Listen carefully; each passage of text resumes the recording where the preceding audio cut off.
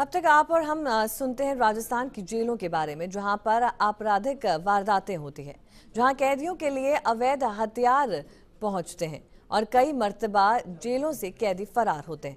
वहीं जेल वो जगह है जहां पर 18 साल के ऊपर के अपराधियों को रखा जाता है, लेकिन इससे छोटी उम्र के गुनाहगारों को बाल संप्रेषण गृह में रखते हैं। लेकिन अब ये जगह भी महफूज नहीं है, यहाँ से भी लगातार फरारी की घटनाएं हो रही हैं। चूरू का मामला अभी तक सुलझा नहीं था कि अब अलवर का नंबर यहां आ गया। देखिए ये रिपोर्ट।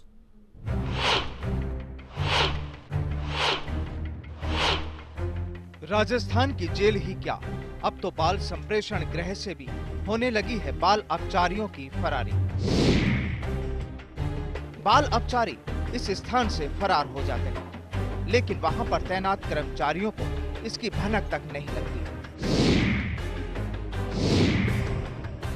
इस बार वारदात हुई अलवर में, जहां से 9 बाल अपचारी फरार हो गए। जिस तरह से यहां बाल अपचारियों की फरारी की यह घटना हुई, उसने सबको चौंका दिया। फरार होने वाले बच्चों ने दीवार में सेंध लगाई, दीवार को तोड़ा और फिर उसमें से निकल भागे। शहर के शिवाजी पार्क पुलिस थाने के पीछे स्थित बाल संप्रेषण गृह में हुई इस वारदात की खबर वहां के अधिकारियों को सुबह मिली, लेकिन वे मामले को दबाते रहे। आखिरकार जब मामला पुलिस के पास पहुंचा तो खुल गई सारी पोल। घटना की गंभीरता को देख अलवर एसपी विकास कुमार भी मौके पर पहुंचे। बकौल एसपी, बाल संप्रेषण गृह में हुई यह वारदात वाकई एक बड़ी लापरवाही है, क्योंकि यह पहला मामला नहीं। इससे पहले भी इस तरह की वारदातें यहाँ हो चुकी है। ये बाल सुधार गृह से फिर 9 बच्चे भागे हैं। ये पिछले 1 साल से जो मैं देखता आ रहा हूँ, ये कम से कम पांचवी घटना लगती है। ये लगातार इस तरीके से लगातार अगर बच्चे भागेंगे तो जनता की सुरक्षा पर प्रश्न चिन्ह आएगा और साथ ही अपराध कम करने के लिए जो कवायद की जाती है वो भी कठिन होती जाएगी। पूरी वारदात पर अगर नजर डाली जाए तो यह साफ होता है कि मामला सुनियोजित षड्यंत्र का है। अचानक हुई वारदात ये नहीं हो सकती। खुद पुलिस अधिकारी भी इसे मानते हैं। आइए सबसे पहले आपको बताते हैं यहाँ से कब फरार हुए बाल अपचारी। 4 फरवरी 2011 2 बाल अपचारी फरार। 18 जून 2011 3 बाल अपचारी फरार। 8 मई 2012 3 बच्चे फरार। 8 जनवरी 2013 1 बाल अपचारी फरार।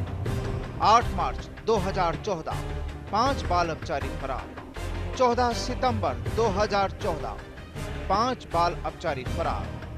7 जनवरी 2015 9 बाल अपचारी फरार। कहानी नई नहीं, खेल लंबे समय से चल रहा है।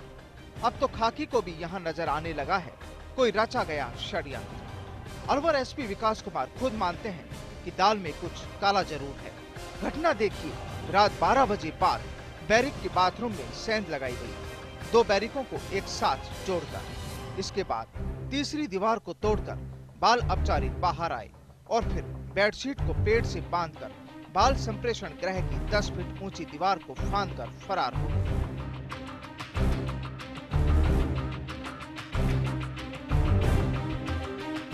लेकिन वहां मौजूद गार्डों को भनक तक नहीं लगी। इस समय बाल संप्रेषण गृह में 17 बाल अपचारी मौजूद थे, लेकिन 8 बाल अपचारियों ने भागने से इनकार कर दिया था।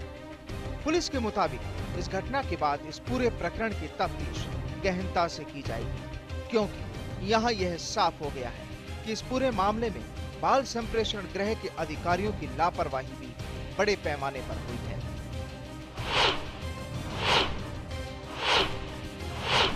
जो लोग ड्यूटी पर उस टाइम में होते हैं, उनकी ड्यूटी क्या थी और कैसे इस तरह का हुआ, क्योंकि जो मैं घटनाक्रम देख पा रहा हूँ उसके हिसाब से ये आनंद फानंद में हुई घटना नहीं है। ये पूरे सुनियोजन के साथ तैयारी करके काफ़ी समय लगने के बाद ये घटना हुई होगी। काफ़ी टाइम लगा हुआ इसमें। सेंध लगा कर कोई आराम से निकल जाता है धत्ता बताते हुए पूरी व्यवस्था को, तो ये समाज की सुरक्षा पर भी प्रश्न चिन्ह है और एक प्रश्न चिन्ह कार्यशैली पर भी है बाल सुधार गृह के। तो पुलिसिंग के दृष्टिकोण से मैं जांच करवा रहा हूँ वृत्ताधिकारी महोदय से।